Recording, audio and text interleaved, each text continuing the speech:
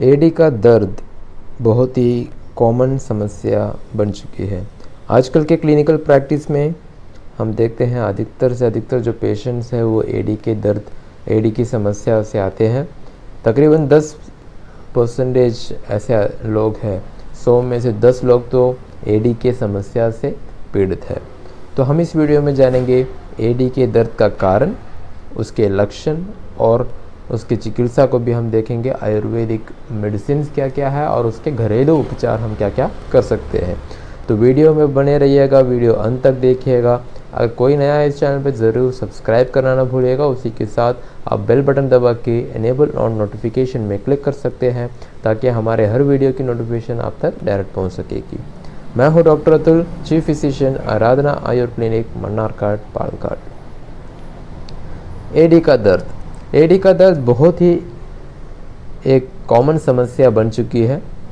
अधिकतर से अधिकतर जो पेशेंट हमारे पास आते हैं वो एडी के दर्द की समस्या से ही आते हैं। तो आयुर्वेद में एडी के दर्द का बहुत सारा कारण बताया गया है और उसके लक्षण भी बताए गए हैं। तो एडी के दर्द को हम आयुर्वेद के हिसाब से वो वात व्याधि माना गया है। अष्टांग हृदय वात व्याधि चिकित्सा में इसका वर्णन किया गया है, तो उसको एक वात व्याधि के रूप में माना गया है।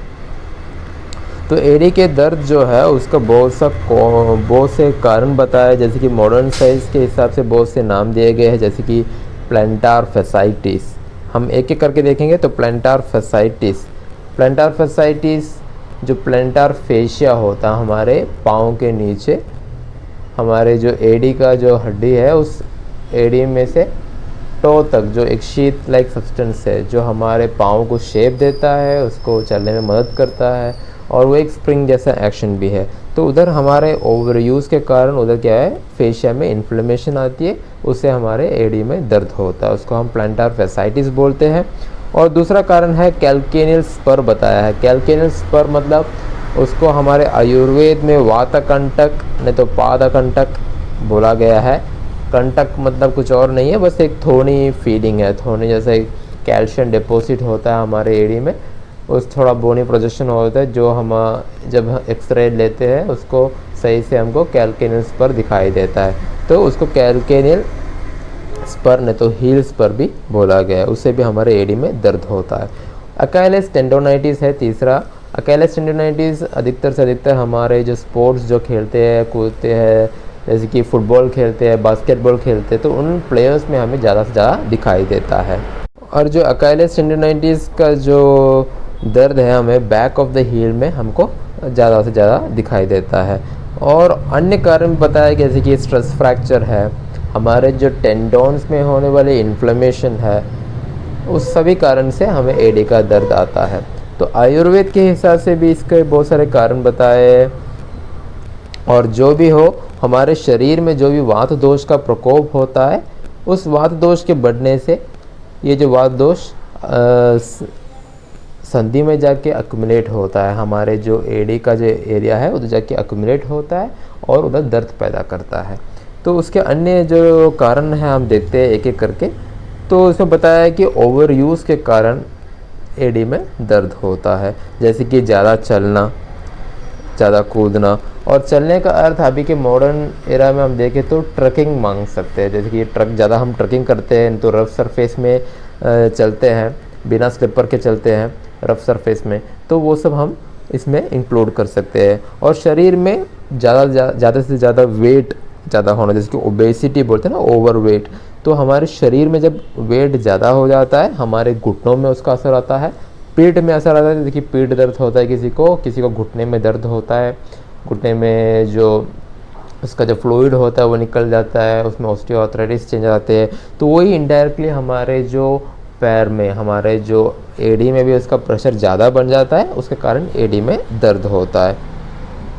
और तीसरा है जो ऐसे व्यक्ति जो ज़्यादा से ज़्यादा स्टैंडिंग में जॉब करते हैं, जैसे कि पुलिस वाले हो, ट्रैफिक पुलिस वाले हो, नहीं तो जो टीचर्स होते हैं उनमें ज़्यादा दिखाई देता है। घर में जो माता जो होते हैं वो लोग ज़्यादा काम करते हैं, उसके कारण भी उनमें भी दिखाई देता है। तो ज़्यादा से ज़्यादा कोई भी ऑक्यूपेशन हो, ज़्यादा से ज़्यादा खड़े जब होते हैं, खड़े और उसमें जब प्रेशर ज़्यादा आता है, उन व्यक्तियों में हमें एडी का दर्द ज़्यादा दिखता है।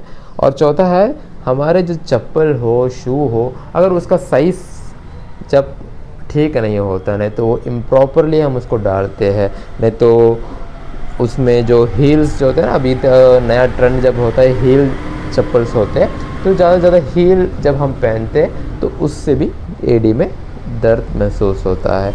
और किसी व्यक्ति का जो फुट होता है वो कर्वेचर भी दिखाई देता है, जैसे कि फ्लैट फुट होता है किसी का हाई फुट होता है। तो इन दोनों में भी क्या होता है, जो प्लांटार फेशिया है वो स्ट्रेस ज़्यादा हो जाता है, उसके कारण भी उनको दर्द महसूस होता है।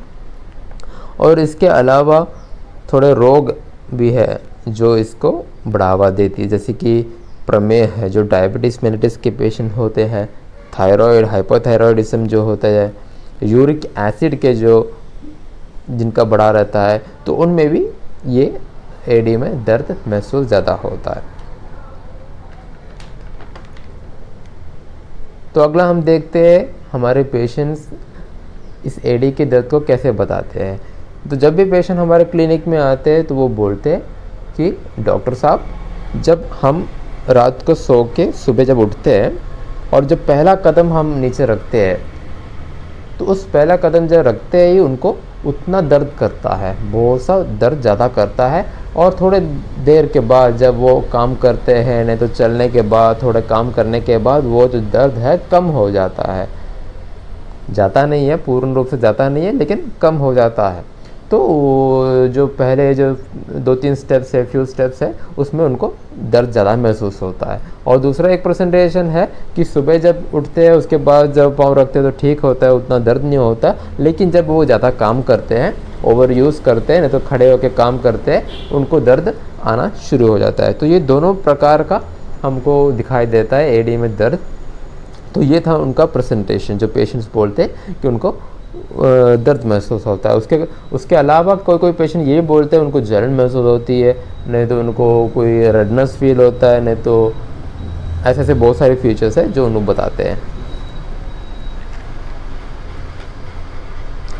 और जब हम लक्षण की तरफ देखें तो उसमें टेंडरनेस फील होती है, जो हम छूते ही उनको दर्द ज़्यादा महसूस होता है। उसके अलावा पेन होता है, और किसी व्यक्ति को बर्निंग सेंसेशन, जो मैंने बोला स्वेलिंग होता है, और रेडनेस होती है, और बोनी ग्रोथ जैसे दिखाई देता है। तो ये थे थोड़े से लक्षण, ज़्यादा से ज़्यादा उनको दर्द होता है। उसके अलावा और छूने पे थोड़ा सा जस्ट हम टच करते हैं तभी उनको दर्द ज़्यादा महसूस होता है। ये दो जो फीचर्स है वो ज़्यादा दिखाई देता है। और इसके डायग्नोसिस की बात करें तो वो हम डायरेक्ट अगर डॉक्टर और फिजिकल एग्जामिनेशन में ही छूते ही वो बता सकते हैं उसका डायग्नोसिस क्या है। और अगर कोई फ्रैक्चर है, नहीं तो हील्स पर है, तो आप एक्सरे लोगे तो उसमें क्लियरली विजिबल होगा। एक्सरे में हील्स पर क्लियरली विजिबल होता है। अगर कोई फ्रैक्चर से आपको दर्द कर रहा है वो भी क्लियरली विजिबल होगा।